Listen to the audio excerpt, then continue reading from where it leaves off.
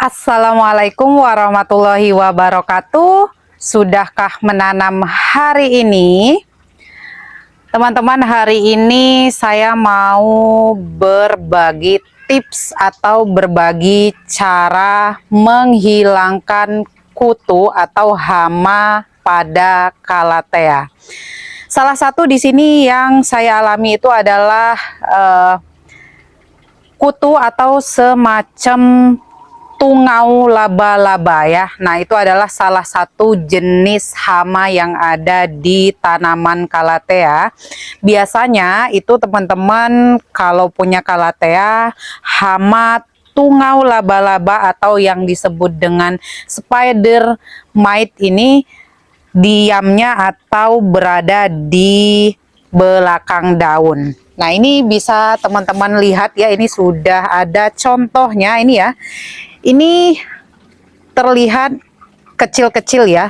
Jadi kalau nggak didekatkan atau tidak dilihat teliti dengan jelas, itu cenderung tidak ada ya. Nah, ini adalah salah satu hama atau kutu-kutuan yang terdapat atau yang bisa menyerang Calathea teman-teman semua di rumah, termasuk saya ya. Saya mengalami. Nah, biasanya untuk sejenis tungau laba-laba ini terdapat pada bagian belakang daun.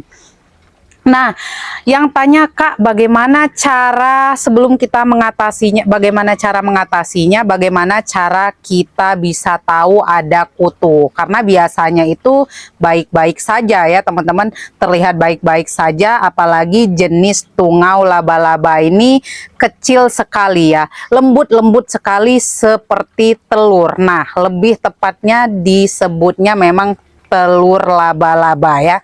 Jadi tungau laba-laba itu seperti ini. Nah, tandanya itu biasanya ini bisa menyebabkan daun Calathea teman-teman itu terbakar atau menguning seperti ini ya. Itu kalau tidak ditangani bisa menyebabkan mati pada tanaman Calathea. Nah, tanda-tandanya hanya itu ya teman-teman. Tanda-tandanya itu warna daun Calathea teman-teman itu kusam atau tidak cerah, tidak terang, dan juga nanti akan mengalami terbakar atau gosong. Nah, bahkan nanti lama-kelamaan akan mengalami habis pada bagian daun. Nah, langsung saja ya teman-teman, cara mengatasinya bagaimana.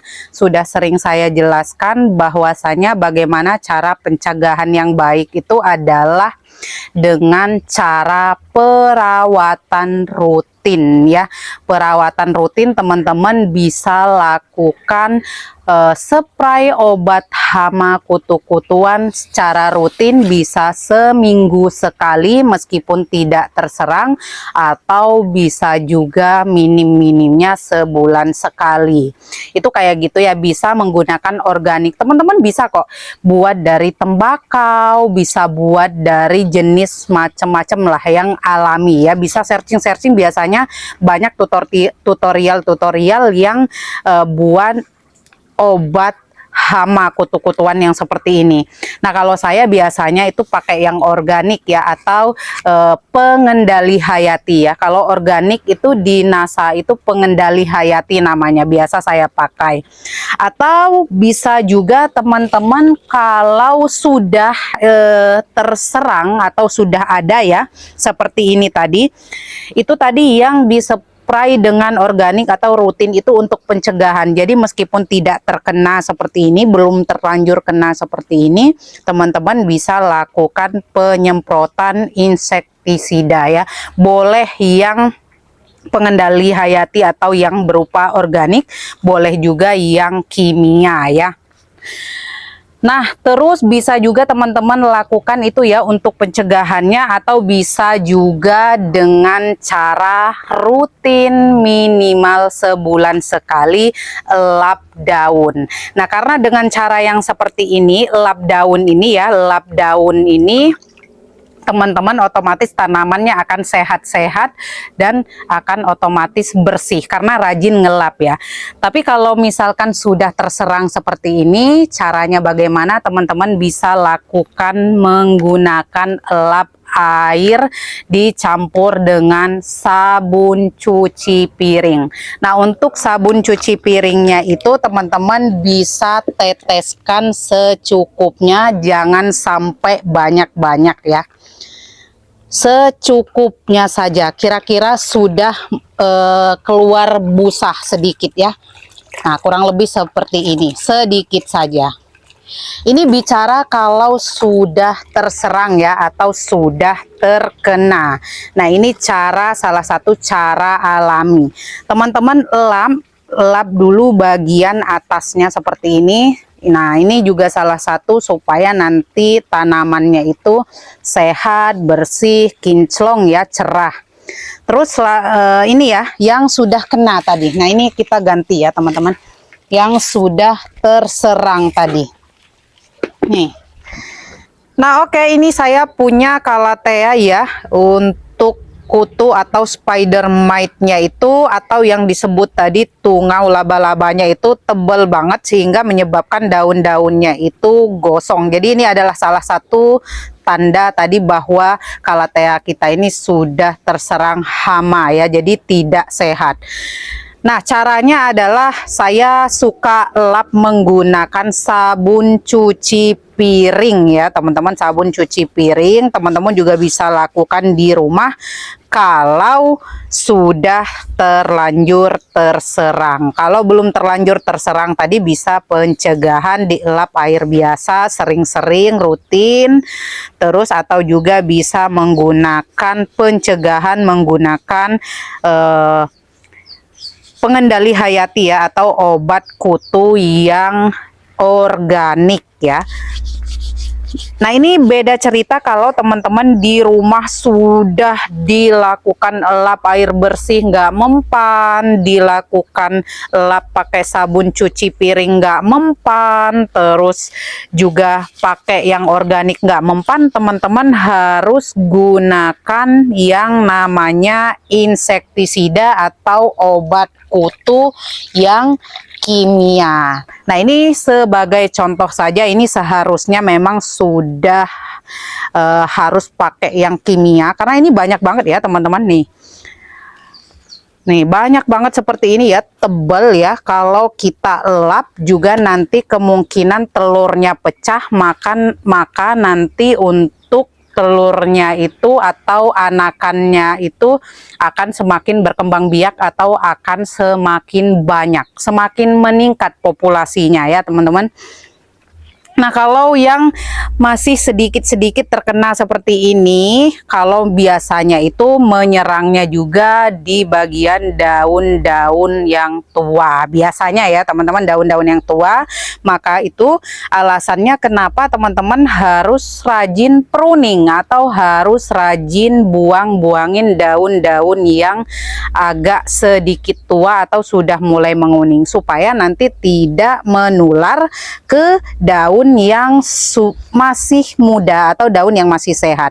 Nih, biasanya seperti ini ya. Ini daunnya masih muda atau daunnya itu masih sehat, bisa kita lihat di bagian belakang daunnya itu, meskipun memang terlihat ada tanda-tanda serangan hama, tapi tidak separah daun-daun yang tua. Nah, karena memang salah satu hama ini memang senangnya di daun-daun yang tua ya teman-teman. Nah, berhubung karena ini ada beberapa yang saya mau lakukan penyemprotan insektisida kimia ya, karena memang sudah nggak mempan digunakan sabun cuci piring, tidak bisa digunakan atau tidak bisa menggunakan obat hama kutu-kutuan yang organik atau yang alami, maka dari itu saya gunakan yang namanya kimia. Nah, di sini sekali lagi saya tidak di-endorse, hanya saja barangkali ada teman-teman yang butuh atau barangkali teman-teman di rumah yang sudah berbagai macam cara dilakukan tidak mempan. teman-teman bisa cari yang namanya Starban ya. Starban ini kalau tidak salah di kisaran harga 28.000 kalau nggak salah ya, di harga 28.000. Atau kalau mau teman-teman sekalian, kalau pas beli Calathea di saya titip order boleh ya, untuk harganya kalau tidak salah seperti itu. Nah, ini nanti akan saya spray atau saya semprot menggunakan ini di 2 tutup ya, 2 tutup untuk 10 liter. Nanti saya akan menggunakan seperti biasa yang botol sering saya pakai ya, hanya botol kisaran di 1,5 liter atau 2 liter itu nanti saya akan gunakan 1/4 tutup botolnya saja ya. Nah, ini Starban ya, atau bolehlah jenis lain. Pokoknya teman-teman nanti cari obat hama atau obat kutu atau tungau spider mite ya, atau tungau laba-laba. Nanti carinya di toko pupuk pertanian biasanya ya ada ya. Nah, seperti ini. Oke teman-teman, ini sudah saya siapkan air biasa ya, seperti biasa menggunakan botol bekas ya, pemanfaatan limbah plastik ya. Nah, selama masih bisa digunakan, nggak harus beli yang mahal-mahal. Nah, tinggal teman-teman kalau punya botol-botol bekas, tinggal sprayer yang seperti ini. Kalau tidak salah di kisaran harga 25.000 untuk ini ya. Nah, untuk ininya tadi jangan lupa ya, Starban ya, untuk pakai yang Starban boleh titip pesan ya, sekalian ketika teman-teman beli tanaman hias. Nah, ini saya kasih 1/4 tutup botolnya aja ya. Nah, ketika sudah dicampur itu nanti warnanya akan berubah ya, berubah warna putih.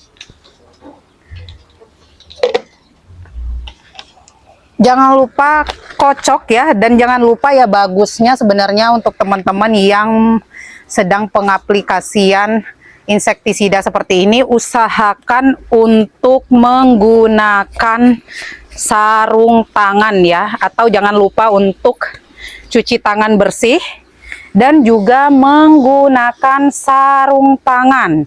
Nah, ini karena untuk hama kutu-kutuan itu senangnya di bagian belakang daun. Teman-teman usahakan ketika melakukan penyemprotan seperti ini, yang dikenakan itu adalah bagian belakang daunnya ya. Nah, boleh juga sampai ke media, boleh juga sampai ke atas-atas daun ya. Nah, seperti ini. Nah, itu kenapa saya menganjurkan atau menyarankan untuk teman-teman yang punya tanaman Calathea atau tanaman apapun di rumah, supaya pencegahan sejak dini ya, atau pencegahan sejak sebelum terserang hama ya. Nah, kalau sudah dispray rata, sudah terkena semua seperti ini, usahakan untuk teman-teman yang punya Calathea atau jenis apapun itu yang sedang mengalami serangan hama kutu-kutuan seperti ini, teman-teman pisahkan dulu atau jauhkan dulu dari jenis-jenis atau dari pot-pot tanaman teman-teman yang kondisinya masih sehat.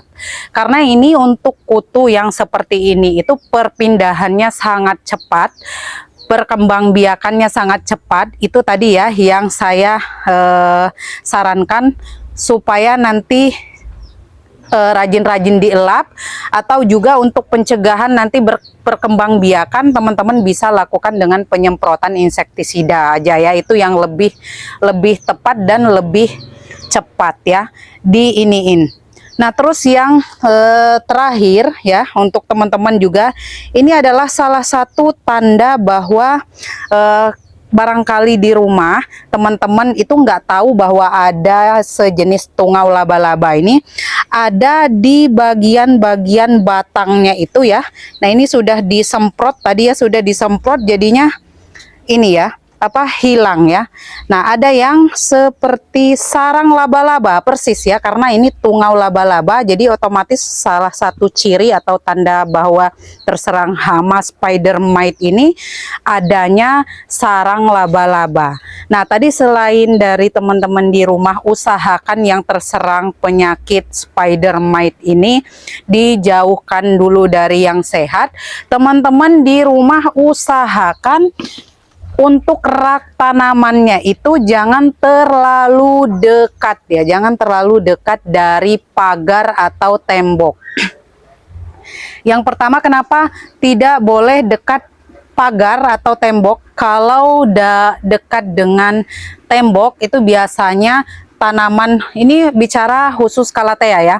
Tanaman yang lain saya belum tahu ya. Untuk yang jenis Calathea, kalau dekat dengan tembok, pantulan atau cahaya dari temboknya itu panas sehingga bisa membuat daun Calathea itu gosong ya, gosong. Dan yang kedua, salah satunya kenapa harus jarak antara pagar atau tembok itu agak sedikit jauh, paling tidak 2 jengkal, karena ini ya teman-teman, di pagar-pagar ini biasanya itu laba-laba, tempatnya laba-laba itu menempel ya teman-teman. Jadi tempat laba-laba itu menempel. Nah, contoh seperti ini nih. Nah, ini laba-laba, sarang laba-laba biasanya rentan nempel di tembok, nanti berkembang biak ke bagian daun Calathea. Nah, ini juga ada ya di sana. Ini sebenarnya udah 1 minggu yang lalu itu sudah saya spray atau semprot obat hama kutu-kutuan ya. Jadi sudah lumayan bersih. Tapi bisa dilihat kok teman-teman, bisa dilihat ini ada sebagian yang masih ada ya. Kemungkinan nggak kena. Nah, ini ya. Tuh. Nah, ini biasanya ada sarang laba-laba seperti ini di bagian daun atau di bagian pelepah Calathea. Itu biasanya otomatis banyak tungau laba-labanya biasanya. Itu ya salah satu ciri dari Calathea teman-teman, itu terserang tungau laba-laba atau yang disebut dengan spider mite tadi. Nah, terus yang lebih jelasnya lagi itu ini seperti ini, terbakar daunnya ya. Yang itu yang akan lebih terlihat jelas banget. Itu udah parah ya kalau sudah seperti ini. Nah, itu tadi supaya nanti untuk si laba-labanya itu tidak menyebar atau tidak berpindah tempat ya. Jadi ya ciri-ciri yang harus teman-teman ketahui terlebih dahulu itu adalah ciri-cirinya ada tanda-tanda sarang laba-laba biasanya ya, sarang laba-laba, terus daun mulai sebagian terbakar ya atau menguning. Nah, itu tadi yang harus teman-teman cegah itu adalah memang untuk jenis Calathea ini tidak harus banyak pupuk, tidak harus banyak-banyak kasih pupuk penyuburnya, tapi yang paling utama itu adalah perawatan atau pencegahan hama kutu-kutuannya ya. Itu juga untuk hama cacing itu juga harus dicegah karena itu juga bisa menyebabkan akar busuk. Tapi poin pentingnya di sini adalah kita cara mencegah spider mite itu ya. Nah, caranya sebelum kita pengendaliannya atau sebelum kita mengobatinya, kita harus tahu dulu ciri-ciri atau perubahan pada daun Calathea kita itu ya. Jadi intinya seperti itu ya teman-teman. Kalau teman-teman sudah rutin dielapin bersih, masih sering tetap terkena, nanti teman-teman gunakan insektisida yang kimia. Dan itu nanti usahakan supaya tidak bareng-bareng tempatnya, bisa dipisahkan terlebih dahulu, atau teman-teman bisa lakukan pangkas saja dulu daun-daunnya sampai habis yang sudah terserang oleh hamanya, nanti nunggu daunnya sehat lagi ya. Tapi kalau agak susah itu yang seperti yang saya lakukan itu memang mau nggak mau harus sudah pakai kimia ya, pakainya yang itu yang tadi saya pakai ya. Nah, mudah-mudahan bermanfaat untuk sharing saya hari ini. Salam praktek ya untuk teman-teman, selalu semangat, apapun itu masalahnya pasti ada solusinya.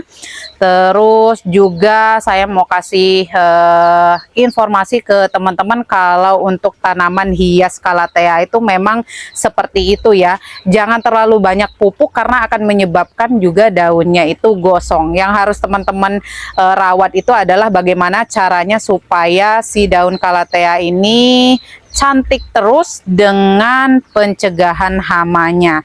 Seperti biasa, lebih dan kurangnya saya ucapkan mohon maaf yang sebesar-besarnya apabila ada dalam penyampaian yang keliru, dalam penyampaian atau tutur kata yang kurang berkenan di hati teman-teman semua. Akhir kata, wabillahi taufiq wal hidayah. Wassalamualaikum warahmatullahi wabarakatuh. Salam satu hobi, salam bercocok tanam.